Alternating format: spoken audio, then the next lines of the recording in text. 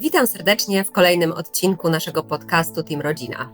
Tym razem podcast jest w języku angielskim, a moją gościnią jest Elizabeth Gosme, dyrektorka COFACE Families Europe, której Fundacja Share the Care ma być przyjemność członkiem. Ta organizacja jest bardzo wyjątkowa dla nas, ponieważ była inicjatorem dyrektywy Work-Life Balance, która dała możliwość rodzicom dzielenia się urlopami rodzicielskimi. I tym bardziej będę miała dużą przyjemność, żeby zapytać Elizabeth, jak ocenia po 2 latach od wdrożenia tej dyrektywy w Polsce, ale też z doświadczeń z innych krajów, czy to narzędzie przyniosło oczekiwane rezultaty. Zapraszam do rozmowy. Podcast TeamRodzina.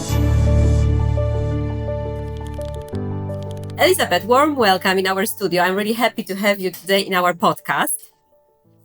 And, we have so many interesting topics to discuss. Maybe first, let's start with your brief introduction of COFACE Families Europe, because I think it's interesting for our audience to hear. What are you doing? Absolutely. Thank you, Sylvia. Yes, COFACE Families Europe is a pluralistic network representing civil society organizations across Europe that work with families of all shapes and sizes. And we advocate for strong social policies that support families in their caregiving and in their societal roles. We try to promote the well-being of children and adults. And we really try to advance gender equality, inclusion, and social justice. And with member organizations in 25 countries, we try to bring the grassroots experience into European policy discussions, trying to bridge the gap between decision makers and the realities faced by families in their daily life. And I think those gaps are quite significant nowadays. But maybe for our discussion, it's quite important to define how do you perceive family today with your experiences across EU and beyond? I think it's very important to say, what is family today? Well, good question. That's a good question. And it's a constant topic of conversation, as you can imagine. In COFACE, we use an inclusive and evolving definition of family. Families are not defined by a fixed legal model, but rather by the relationships of care and support and responsibility between people. So for us, includes single parent families, blended families, same-sex parent families, families with disabilities, or families who have adopted or fostered children, and more. So in fact, what matters to us is the commitment to mutual care and well-being. And so public policies for us must adapt to this diversity rather than imposing a sort of one-size-fits-all solution, Mm-hmm. Great. So you mentioned the gap. So I think it's the right moment to talk about the challenges that you see from the perspective of the families that they face today. What are they, the main ones at least? Yeah, no, there are gaps in provision and support for sure. And in fact, if I think of because there are many challenges, as you can imagine, but if I think of the general European consensus that we see emerging in the network, families tend to face a convergence of social and economic pressures. We have, first of all, the rising cost of living, the rising cost of housing and childcare. We have also work-life imbalances with caregiving still unequally shared. We also have the challenge of digitalization, which of course it creates both opportunities, but it also creates new risks, especially for children. Another challenge is limited access to quality care services for children, for persons with disabilities, for older family members. 2 more challenges worth mentioning, I think, that we see across Europe is, the insecurity in the labor market, so in employment, especially for parents in precarious or informal work. And finally, for many families, we have discrimination or exclusion based on the family type, based on disability, migration status, sexual orientation, and socioeconomic background. These are the key challenges we're seeing emerge today in Europe. And of course, families are resilient, but they need supportive policies. They need supportive work environments in order to thrive, Well, the spectrum is quite broad. So maybe now for this discussion, I would like to focus on things that are very close to our hearts. Of course, Share the Care Foundation is advocating for sharing the care, yes, so shared parental leaves policy. And of course, COFACE Families Europe was the initiator behind the Work-Life Balance Directive, which we managed to implement in Poland 2 years ago. And I'm wondering, what are your reflections from that time? Are you happy with these implementations? Looking at various countries, what are the key takeaways from the process behind those implementations? Yeah, no, thank you. you're right. Let's home in on work-life imbalances. Indeed, the solution that was put forward by the European Commission was the Work-Life Balance Directive as a proposal. And this was adopted in 2019. And indeed, it was a milestone for European families, the first European Union legislation to advance men's care rights and to support diverse family models. So we're definitely proud to have initiated and helped to shape this. But implementation is definitely uneven across the countries. So you've got some countries who are embracing it as an opportunity to go beyond the minimum standards, while you've got other countries that are really doing the bare minimum or really delaying national rollout. So the transposition is still not complete to this day in all countries. But okay, step by step, we'll get there. If I think of one key takeaway in response to your second question, it's that rights-based legislation alone is not enough. So it must be accompanied by cultural change, by supportive workplaces, by enforcement mechanisms, and by awareness raising as well. So, I mean, the directive is still a very important, solid foundation for a more equal sharing of care. So we must keep building on it, absolutely, and the fight is not over. So let's see. I mean, a new legislative proposal may be published in 2027, following assessment by the European Commission. So yeah, let's see where that takes us. Yeah, because it's interesting that it seems that the tool itself, naming the directive, was actually right in place. Of course, the main motivation was to help and support women on the labor market, but also due to the demographic changes and new needs of people, even young fathers, we see that actually it should serve everyone in the society, both mothers, fathers, and children, yes?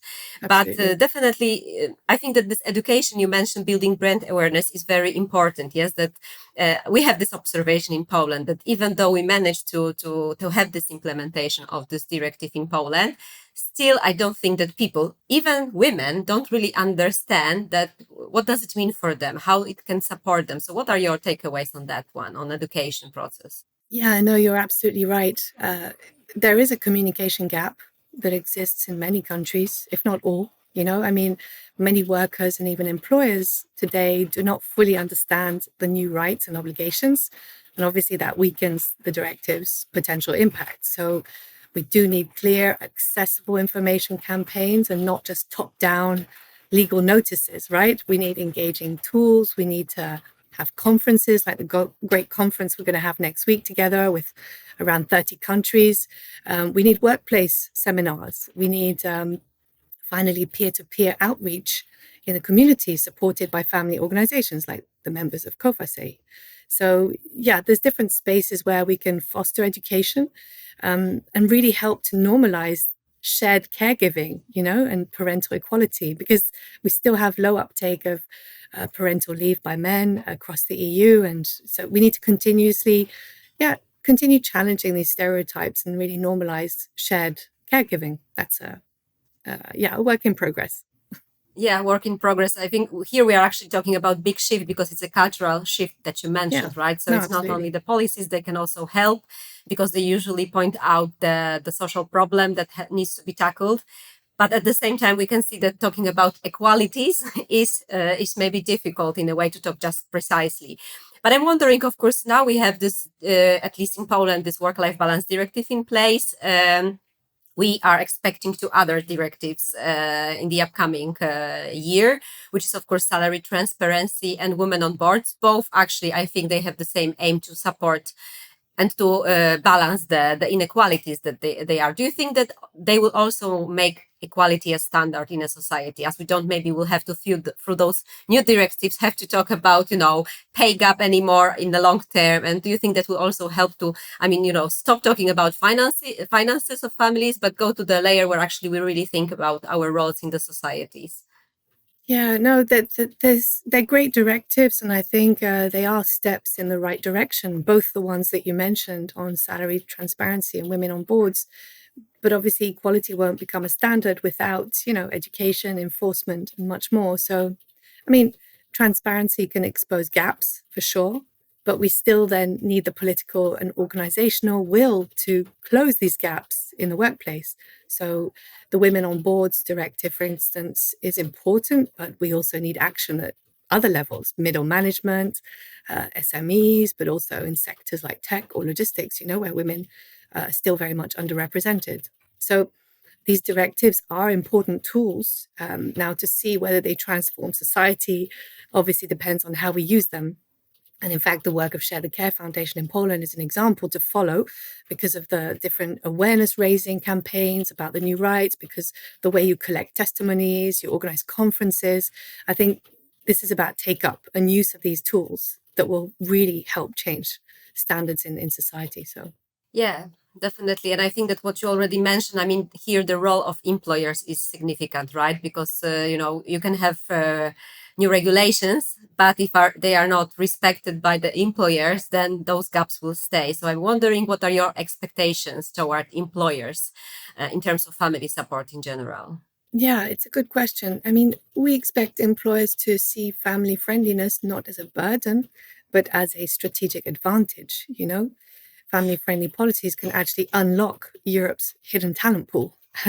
And this means offering flexible and predictable work arrangements for all, women and men. It means zero discrimination of working parents and carers in the workplace. It means also fostering a culture that respects boundaries so that work should not overtake family life. Workers have the right to disconnect. So I guess we want employers to listen to workers, especially those in vulnerable situations like single parents or migrant families, as well caregivers of people with disabilities, but also parents with disabilities who are working. That they need to listen. And I guess important to note is that in some cultures, there's a great trust in companies, more so than governments sometimes. So employers must be recognized not just as economic actors, but as, well, partners in shaping social progress. Yeah, it's true. Actually, we have this Edelman barometer every year, and it really shows, significant trust toward employers. But at the same time, I think that there are overrepresentations, or maybe corporate and multinationals. And you mentioned small and medium-sized companies. I think here is also a gap in a way how to maybe make them also feel actors and partners in this, or not actors, but partners in this process, right? So I think that, on the Absolutely. other hand, when we talk about business, I think, all the time we are talking about competitiveness. When we read about business, especially nowadays, it's all about competitiveness. On the other hand, I'm pretty sure that we have to emphasize, that's my takeout, that competitiveness in Europe has been built on social rights. Yes. And actually, GDP goes hand in hand with the growth of the quality of life, unlike in other regions. So do you think it's hard for employers to see this link? Because sometimes I feel that, we have our path, and this path proved to be right path, right? In at least in European countries, in EU, right? So how do you think we can convince employers, or to build that awareness that actually those two factors can go in hand, and then everyone benefits? Yeah, no, it's a good observation. Well, let's say Europe's social model is definitely a strength, not a weakness. At least that's how COFACE sees it. And you're right that it's all about competitiveness these days, which is understandable. But I mean, competitive economies with high social standards are more resilient, they're more innovative, they're more sustainable. So we shouldn't have to choose between social rights and growth. And in fact, the data shows they go together. So yes, some employers still struggle maybe to see the long-term value of investing in human-centered workplaces. But I mean, that's changing. At least we feel that's changing. I mean, younger workers expect flexibility, they want purpose, they want respect. In fact, you could argue the real risk is actually not adapting fast enough to actually retain this young talent. So, but yeah, competitiveness is a big topic at the moment. But there you go. I mean, we also need to understand that Europe's social model is at the heart of what we've created. Yeah, I think definitely it's something that we should all together work on, to make people find these links, right, and to connect the dots, and not only stay in their own bubbles. That's, I think, the mission of COFAS, and also the conference you mentioned, where actually we try to, and we managed to attract so many players from different sectors, both employers, NGOs, policymakers on the national level, but also municipality level. I think they all have their role to play. Now, of course, I wouldn't be myself if I didn't ask about demographics and fertility rates. Is this a topic on the agenda on COFACE's? Because, can we talk about supporting families without addressing fertility, especially that actually, if we look at the research, we know that most of people declare that they would like to have more children than actually they have. So there is also something to investigate in here. Yeah, I think that's fair enough. I think a lot of policies across Europe and family policies aim to achieve work-life balance, mostly. That's the objective. But you're right to say that fertility is on some agendas. And we are a bit cautious about how the fertility debate is framed, to be honest, and in general, when there are links made between demographics and family policies. So, COFACE Families Europe does not advocate for pro-natalist policies, definitely not. But we do support policies that remove the structural barriers that prevent people from having the number of children they want. So that includes affordable housing, accessible childcare, well-paid family leaves, gender equality, job quality and security. All these are key conditions. Fertility is actually not a private choice fundamentally. It's actually shaped by the environment. So when that environment is hostile to families and caregivers, well, the birth rates will drop. So, demographic trends are definitely on our agenda, but the solution, in our opinion, is not telling people to have more children. It's more about creating the conditions of dignity, of support for those who actually want to have more children. So that's would be our take on fertility. Well, great. A lot of interesting takeaways. So maybe just to summarize, I think, our interview. Recently, when I was also discussing all those topics, I've heard that, it's never been that good, but still it's very difficult. And I'm wondering what would be your one-liner to judge the situation where we are in terms of policy making, in terms of also understanding from different shareholders how important those topics are. Yeah, no, we need to continue working together fundamentally, and that's what a network like COFACE is about. And that's why you mentioned the stakeholders coming next week. It's multiple and it's across nearly 30 countries. I think we need to bring the like-minded forward thinkers in our community to come together and build on what we already have, absolutely. But of course, we need to strike a balance between, competitiveness and social rights. And that has to be absolutely the way forward, Well, excellent, Elizabeth. Thank you very much. And really looking forward for our conference next week.